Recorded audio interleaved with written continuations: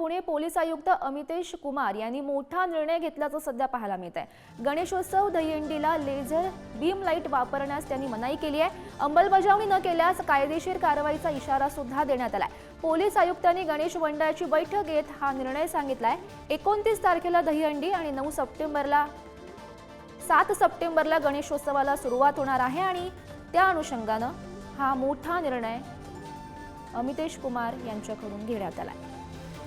गणेशोत्सव किंवा दहीहंडीला या ज्या लेझर बीम लाईट आहेत त्या वापरात येत असतात आणि त्यामुळेच हा निर्णय सध्या घेण्यात आल्याचं समजतंय आणि अंमलबजावणी न केल्यास कायदेशीर कारवाईचा इशारा सुद्धा त्यांच्याकडून देण्यात आलाय।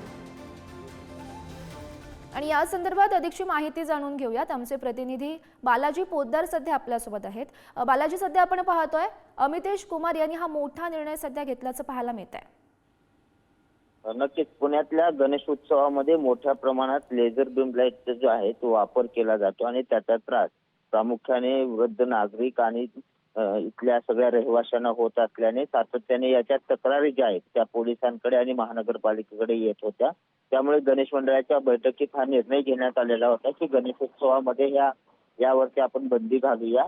त्यानंतर मात्र आता पोलीस आयुक्तांनी याची अंमलबजावणी जी आहे ते दहीहंडी पासून सुरू करा असं सांगितलेलं आहे आणि त्यामुळे दहीहंडीमध्ये सुद्धा या लेझर लाईट्स ज्या आहेत त्या आता या दहीहंडीचं आयोजन करणाऱ्या आयोजकांना वापरता येणार नाहीत आणि जर कोणी वापरलं तर त्यावर कडक कारवाई करण्याचे आदेश जे आहेत ते पुणे पोलीस आयुक्तांनी पोलिसांना दिलेले आहेत। त्यामुळे याची कडक अंमलबजावणी करण्याचे आदेश देण्यात आले।